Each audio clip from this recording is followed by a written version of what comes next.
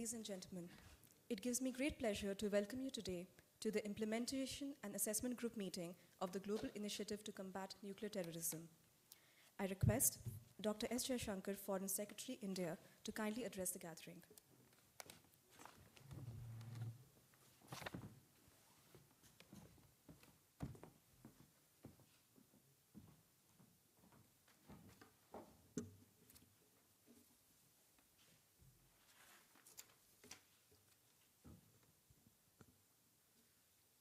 Excellencies, distinguished delegates and participants, ladies and gentlemen.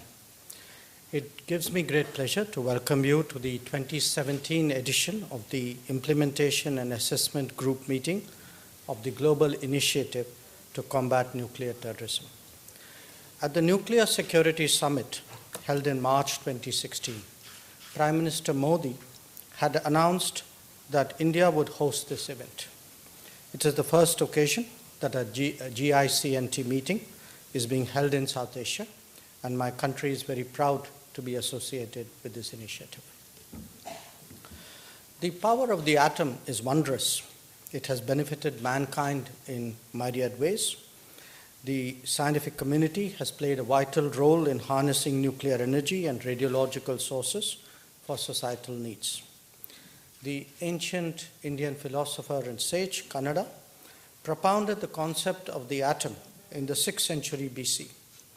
Today, 2.5 millennia later, as a country possessing advanced nuclear technologies, India is at the forefront in promoting the peaceful uses of nuclear energy. We have actively associated with and contributed to the IAEA and other multilateral forums dealing with all aspects of nuclear material. As mankind confronts the challenges of climate change and inclusive growth, nuclear energy will continue to play an important role in our lives.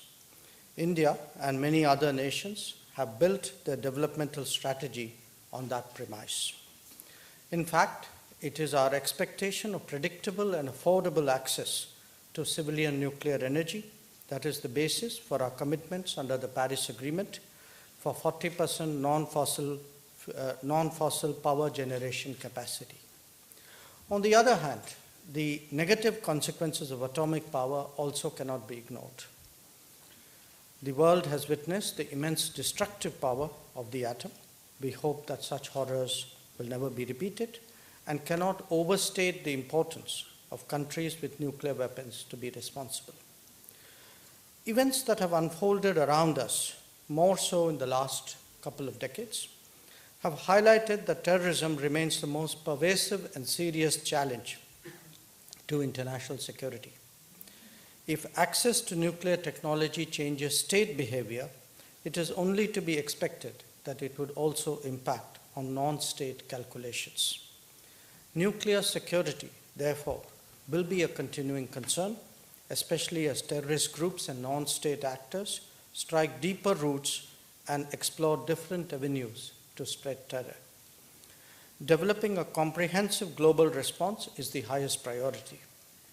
There are two aspects to this challenge, which was highlighted as early as 1974 by Mason Bildrick and Theodore Taylor. The first is to clamp down on terrorism in general, and the second, to restrict unauthorized access to nuclear technology and material. Given its impressive membership of 86 partner countries and 5 international organizations, the GICNT is expected to play an important role in providing an effective international platform for consolidating and disseminating the technical expertise and best practices to respond to malicious acts by terrorists. Responsible states provide political commitments to assure each other that they will protect nuclear material under their control from falling into wrong hands. Every year, at the First Committee of the UN General Assembly, India co-sponsors a resolution on measures to prevent terrorists from acquiring weapons of mass destruction that has been adopted by consensus since 2002. However, political commitments alone cannot ensure the safety and security of nuclear material. treaty instruments such as the International Convention for the Suppression of Acts of Nuclear Terrorism, ICSANT, and the Convention on Physical Protection of Nuclear Materials, CPPNM, and its amendment provide a firm basis for translating broader political commitments into legally binding measures. As a state party to these instruments, India has demonstrated its faith and believes that their universalization is a global good. Effective implementation of the obligations under the UN Security Council Resolutions 1540 and 1373 is another important pillar in the fight against terrorism and proliferation of WNT. There are, I believe, 13 instruments that are widely accepted as benchmarks for a state's commitment to combat terrorism. What is more important is that adhering parties display the required sincerity to implement their commitment. The dangers of discriminating among terrorists, good or bad, and even yours and mine, are increasingly recognized. Terrorism is an international threat that should not serve national strategy. Nuclear terrorism, even more so. A comprehensive convention on international terrorism was proposed by India in 1996. We hope that this critical convention would be adopted soon. The existence of a number of conventions and treaties dealing with nuclear terrorism underscores the fact that there is no one instrument that can deal with this issue in a holistic manner. The march of globalization means that combating nuclear terrorism in isolation or as part of a small group is unlikely to yield the desired results. This is where the GICNT plays an important role as it works towards building worldwide communities of experts and practitioners in order to have a consistent and coherent approach towards the issue of nuclear terrorism. The Implementation and Assessment Group and the other working groups of the GICNT, namely Nuclear Detection Working Group, Response and Mitigation Working Group, the Nuclear and Forensics Working Group, have established themselves as the drivers for taking forward the important work of the global initiative. The membership of these groups represent the entire spectrum of relevant stakeholders: the scientific community, law enforcement agencies, first responders to nuclear security events, prosecutors, and the judicial fraternity, and of course key decision makers from the diplomatic community. Their collaboration has enriched the body of work of the GICNT. The emphasis on case studies, mock trials, scenario-based exercises, and other tools has contributed to an interactive learning.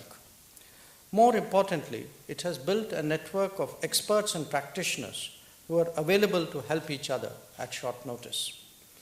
Indian experts have contributed positively and substantively to the drafting of various documents and playbooks of the GICNT. India remains committed to further the objectives of the global initiative.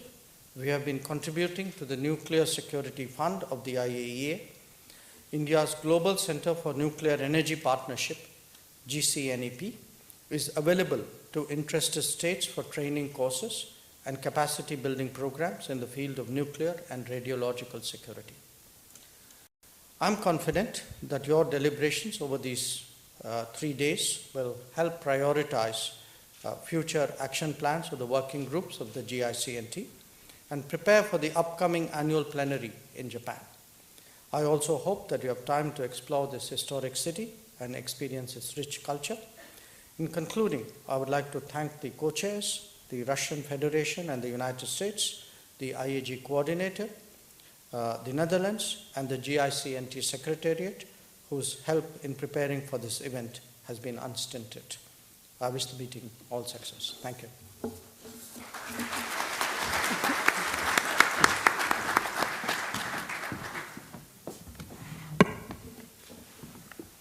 Thank you, sir. I now request Mr. Mikhail Kondratenkov, Russian co-chair and Chief Counselor, Ministry Foreign Affairs, Russian Federation, to kindly address the gathering.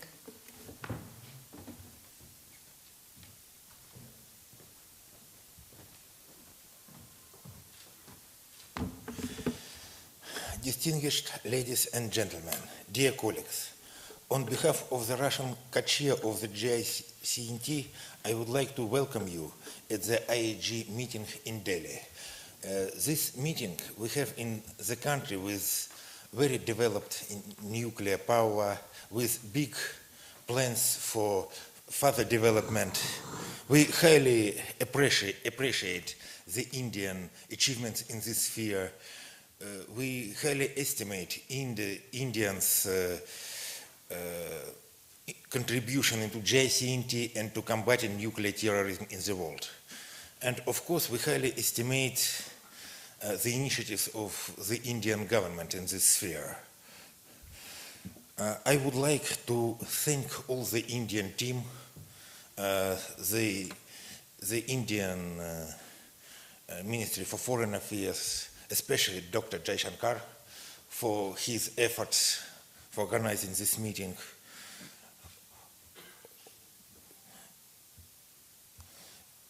We are happy to welcome all of you here on this meeting, and my special thanks to IAG coordinator, Ms. Jannike Friedland, who is replacing Mr. Niederloff, as well to working group chairs, Ms.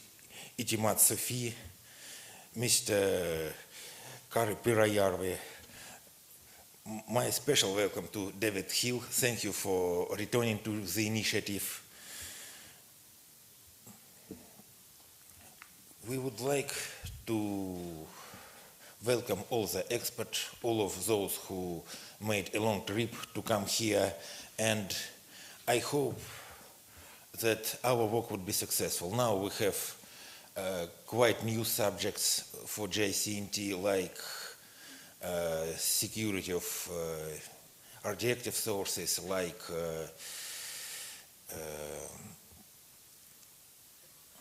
legal basis for the initiative, legal frameworks. And I hope that we would have very fruitful discussion, and I wish success to all of us. Thank you.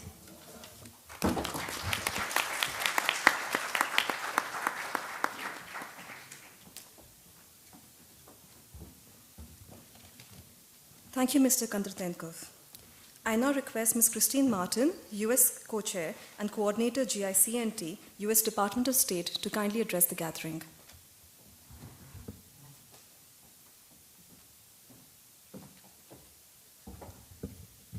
Good morning. On behalf of the U.S. Co-Chair, I would like to express my sincere appreciation to the Republic of India for hosting the GICNT's 2017 Mid-Year Implementation and Assessment Group meeting. I thank His Excellency, Foreign Secretary Jaishankar, for his welcoming remarks, which underscored the importance of this meeting and India's long-standing commitment to nuclear security. The contributions of our Indian hosts in planning and organizing this meeting have been invaluable, and I also want to recognize their support in making available to us this week so many of their nuclear security experts to contribute to and advance the discussions. I also want to thank the working group chairs, the IAG coordinator and the IAG coordinator special advisor, and our Russian co-chair for their continued collaboration and guidance in realizing the work plans of this initiative.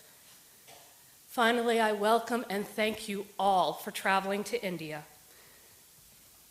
to contribute your expertise to this meeting, which provides an important opportunity to reflect upon the progress that has been made since the 2015 GICNT plenary meeting in Helsinki and the 10th anniversary meeting in The Hague last year. The 2015 plenary meeting reaffirmed the GICNT's strategic direction in continuing to support the development and implementation of practical activities that promote capacity building across the focus areas of nuclear detection, forensics, and response and mitigation. It also called for GICNT partners to promote regional cooperation, to ensure strategic continuity between GICNT events, and focus on promoting fundamental concepts of nuclear security exercise design, implementation, and evaluation. The 10th anniversary meeting underscored the partners' nations' continued interest in maintaining work in these priority areas, but also suggested increasing GICNT efforts to strengthen national capabilities through addressing challenges to bilateral, regional, and international information exchange and cooperation, and identifying best practices to ensure the long-term sustainability of our nuclear security programs. We particularly note the challenge of these areas of work in the nexus of counterterrorism and law enforcement that is the GICNT's mission space.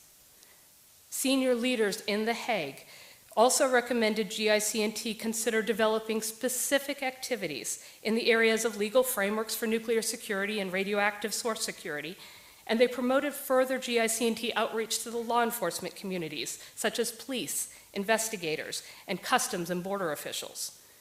I am pleased that this week's discussions will enable GICNT policy and technical experts to further review and discuss these recommendations with the aim of identifying both enduring and new priorities that will be introduced at our 2017 plenary meeting in Tokyo. At the same time, I note continued commitment to sustaining the efforts of the 3 technical working groups, and we welcome the dialogue between this large group of technical experts on many critical policy challenges in their respective areas of work. Most importantly, I want to remind all the participants here this week that the GICNT's success continues to be dependent on the voluntary contributions of you, the partner nations. As we discuss and plan future activities this week, I hope that you, as representatives of your governments, will follow the example set by India and consider making a national commitment at the 2017 plenary meeting to host and lead planning of GICNT activities in the areas that are most meaningful to you.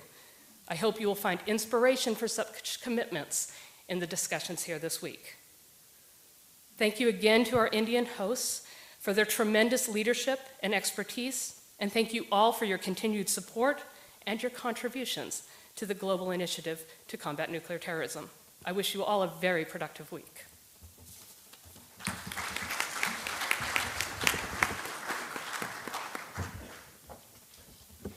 Thank you, Ms. Martin. I also take this opportunity to welcome Ms. Janika Vreeland, Implementation and Assessment Group Coordinator and Deputy Head of the Non-Proliferation, Disarmament and Nuclear Affairs Division in the Ministry of Foreign Affairs of the Netherlands. I now request our distinguished delegates to kindly come to the stage for the group photograph.